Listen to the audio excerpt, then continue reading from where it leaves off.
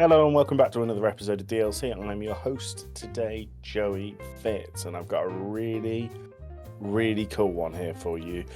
Before we get into the episode, I'd like to do our usual big thanks to Game.Press, our friends over there, as well as the developer of this game, Fumi Games, and Playside, the publisher of the game. We couldn't do this without you. Thank you so much for the review copy. Let's get into the episode. So the game I'm going to be talking about today is called Mouse P.I. for Hire. And what Mouse P.I. for Hire is a first-person shooter that immediately stands out because of one thing. And that's that it looks absolutely nothing like anything else coming out right now.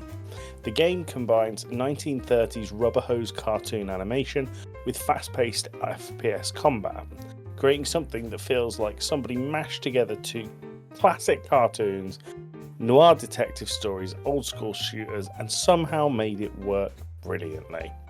You play as private investigator and mouse Jack Pepper. It's the first of a lot of cheese puns that are going to come into this review.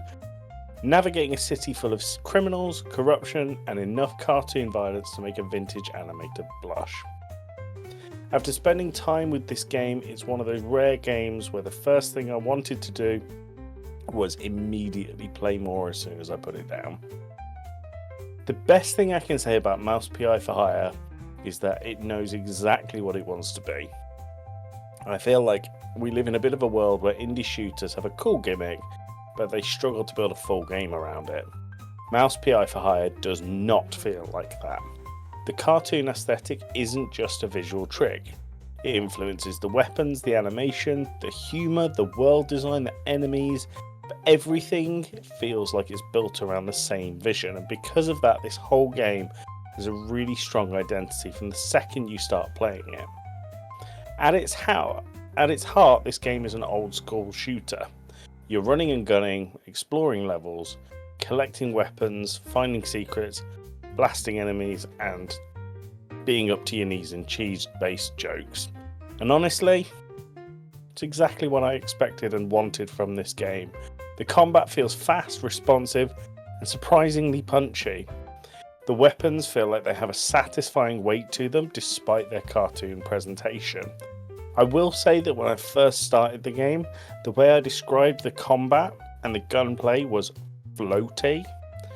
It felt a little bit like I wasn't on rails, and I wasn't sure that was the best thing. It took a couple of levels to really get into this game, but once I got it, I really felt like I got it.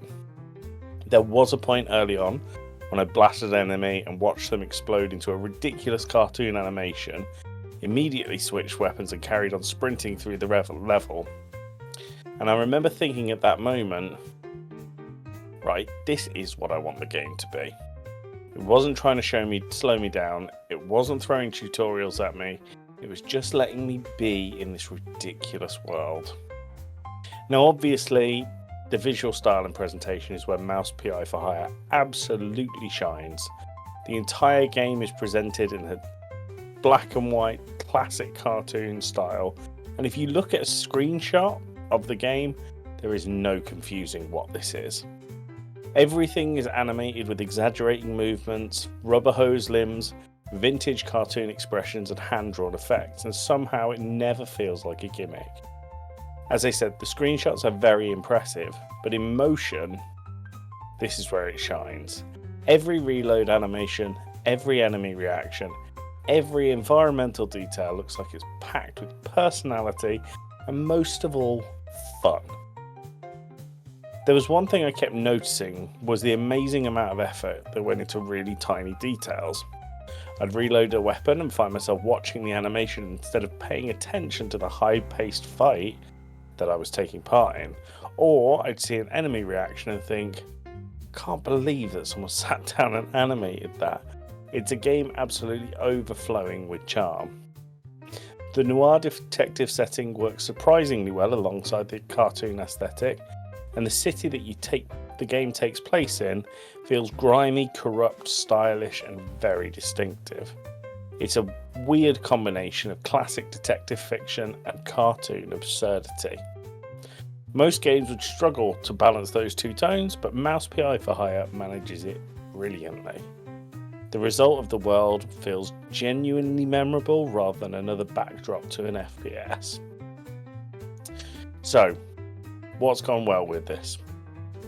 Obviously, the best thing about Mouse PI for Hire is it has one of the strongest visual identities in recent memory of gaming. The gameplay is fast and satisfying, the quality of animation is outstanding, and there is loads of personality in every aspect of the presentation. It's a setting that feels genuinely unique, and it understands what made classic shooters fun and emulates this in a modern game. So, Mouse PI for Hire.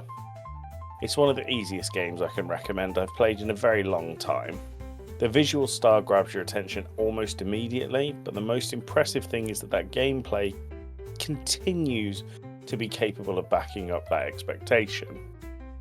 A lot of games have a really cool aesthetic, a lot of games have decent shooting, very few manage to combine it into something that feels genuinely fresh and fun. So if you're a fan of classic shooters, boomer shooters, noir stories, vintage cartoons, or even just games with a really strong sense of personality, Mouse PI for Hire should absolutely be on your radar.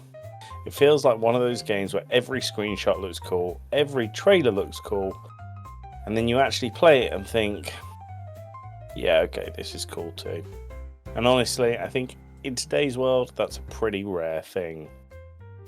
So, thanks again to developer Fumi Games and publisher Playside for the review copy, and our friends over at Game.Press. My name's Joey Fitz. Go and check out Mouse PI for Hire. It's great. And I'll catch you next time on DLC. Look after yourself, and God bless.